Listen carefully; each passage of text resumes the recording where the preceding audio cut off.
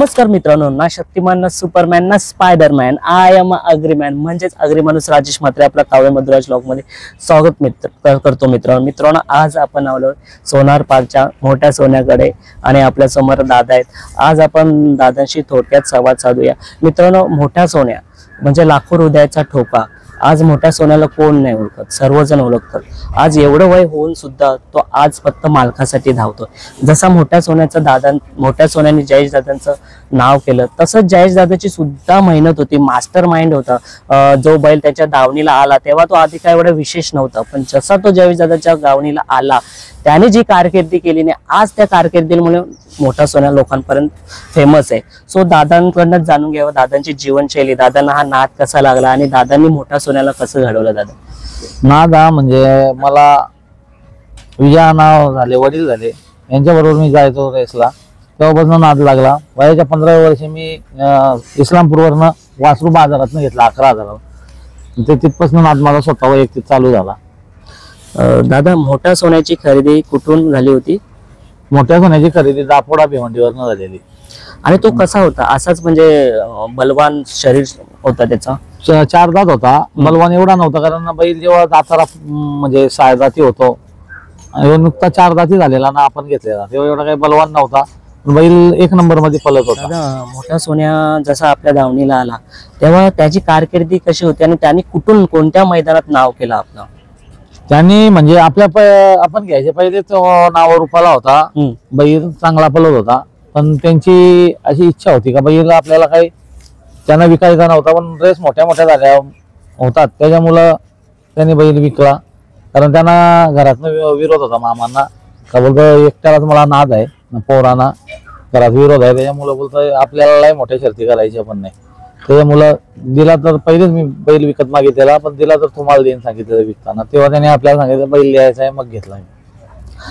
जसा आपल्या दावणीला मोठ्या सोन्या घडला, तसंच आता आपण नवीन खरेदी केली, जी विक्रमी खरेदी होती जॉन्ट्या 50-50. त्याच्यानंतर आपल्या दावणीला लगेच बावरे आला आणि आताच नवीन खरेदी पुन्हा जॉकर आला. हे आता बैल आपला म्हातारा झालाय, मग बैलाच्या मागोमाग बैल तयार करायची म्हणून ही बैला घेतली. दादा, बऱ्याच जणांचा प्रश्न आहे की मोठ्या सोन्याने आज खूप नाव केलंय आणि मोठ्या सोन्याला आता कुठेतरी थांबलं पाहिजे मोठ्या सोन्या. पण आज मोठ्या सोन्या जो खेळतोय, मैदानात उतरतोय, हा फक्त मालकाच्या नावासाठीच. आणि आज पाहू शकता मोठ्या सोन्याला खूप जखम सुद्धा पाहायला झालेली, तरी सुद्धा तो धावतोय. पण लोकांच्या मनात एक प्रश्न आहे की जयेश दादांनी आज त्या बैलाला कुठेतरी थांबवलं पाहिजे. लोकांची इच्छा नाही का बैल थांबला पाहिजे, लोकांची इच्छा आहे फॅन फॉलोअरची का बैल अजून पलत राहायला पाहिजे. आम्हाला काही जणांनी शर्ती बघायच्या सोडून दिल्यात युट्यूबला किंवा मैदानात यायचे. ज्या दिवशी बैल येतो त्या दिवशी मैदानात येतात, अशी पण त्याचे फॅन्स आहेत. पण नक्कीच दादा, जेव्हा जेव्हा प्रत्येक अड्ड्यात आपण जातो ना, जेव्हा मोठ्या सोन्या असतो ना, त्याच्या आजूबाजूला जो फॅनचा घेरा असतो ना, तो खूप मोठा असतो. आताच जस्ट मी नुकताच आपल्या उसाटण्या अड्ड्यात गेलो होतो, तेव्हा मोठ्या सोन्या आला होता. आणि त्या अड्ड्यात जेव्हा मोठ्या सोन्याला बघितलं ना दादा, असं रुबाबदार दिसत होतं ना, कॅमेराच माझा ऑफ नव्हता होत. असं काय म्हणजे मोठ्या सोन्याकडे, म्हणजे जे लोकांना आवडतं तो मोठ्या सोन्या, त्याच्या वेगावर सर्वांच्या गळ्यातला ताईच बनलेला आहे बैल आणि दिसायला पण सुंदर आहे.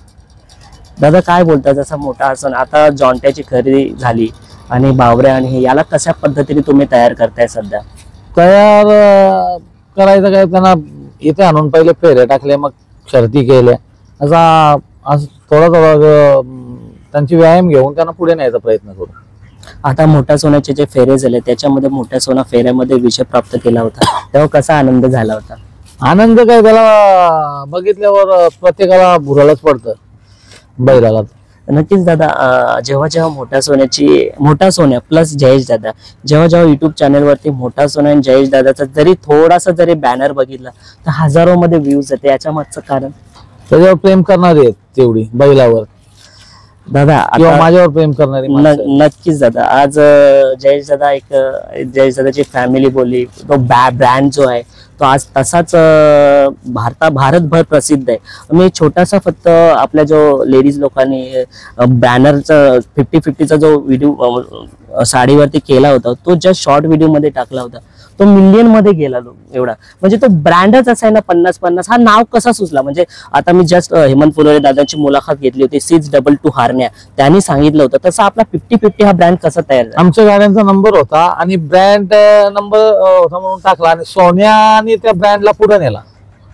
कारण हा ब्रँड फक्त सोन्यामुळे आमच्याकडे झाला, आम्हाला ओळखायला लागले. म्हणजे तो ब्रँड जसा 50-50 क्रिकेट मॅच होता तसा हा. त्याच्यामुळे सुचला गेलं का काय? नाही, आमच्या गाड्यांचे नंबर आहेत 50-50. 50-50 नंबर होता. म्हणजे सेम तसंच नंबर सोन्याच्या ब्रँडला सोन्याला देण्यात आला आणि प्रत्येक बैल जी झाली त्याने ब्रँड हा स्वतः त्याच्या विवेकाच्या जोरावर आणि पब्लिकच्या आशीर्वादाने केलेला आहे.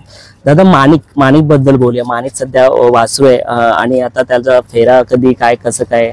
माणिक व्यायामसाठीच पाठवलेला आहे राजू पाटलांकडे वाटेगावला. माणिक बैलाचा स्वभाव या बैलांपेक्षा खूप शांत आणि प्रेमळ आहे, त्याच्याबद्दल काय बोलाल? ती जातच तशी असते, जेव्हा दात लावतो ना तेव्हा तो मारायला चालू होतो. दादा जोकर बैलाबद्दल बोला, कुठून खरेदी झाली आणि कशी खरेदी झाली? जोकर हा आमचे दोस्ती खातीरच खरेदी झालेली आहे. आमच्या भावासारखाच आहे, भाऊच आहे. राहुल गोरे म्हणून दहीवडीचा एकदम आमचे घरातले संबंध आहेत आणि तसा बैल मी आणला. दादा फक्त एकच प्रश्न की 26 जानेवारीला आपला मोठा सोन्या धावणार का? धावणार आहे नक्की 100% धावेल. सो मित्रांनो, आपण जय दादांना आता बाहेर जायचं आहे म्हणून आपण थोडक्यात मुलाखत घेणार आहे. बाहेर जाऊन सुद्धा आपल्याला मुलाखत गेले, मी त्यांचा आभारी मानतोय.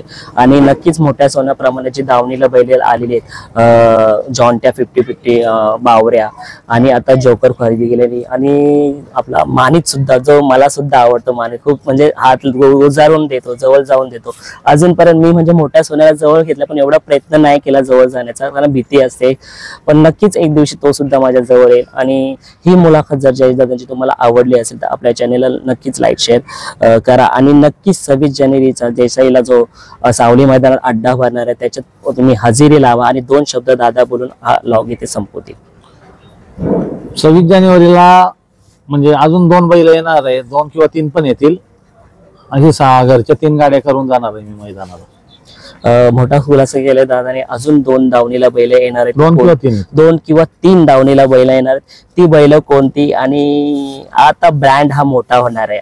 म्हणजे जयेश दादांच्या दावणीला आता मला वाटतं 5 बैल आहेत. आता इथे 3 आहेत, घाटावरती 3 आहेत. सो एक मोठी दावण होणार आहे जयेश दादांची आणि नक्कीच एक ना एक दिवस वेळ लागतो, कोणत्याही गोष्टीला वेळ लागतो आणि तो वेळ येईल आणि जयेश दादांचा मोठ्या सोन्याप्रमाणे बाकीचे बैल सुद्धा नाव करतील. जर चॅनल आपल्याला आवडला असेल तर नक्कीच आपल्या चॅनलला सपोर्ट करा. सो मित्रांनो, बाय, भेटू आता आपण 26 जानेवारी आणि ओव्हलँड.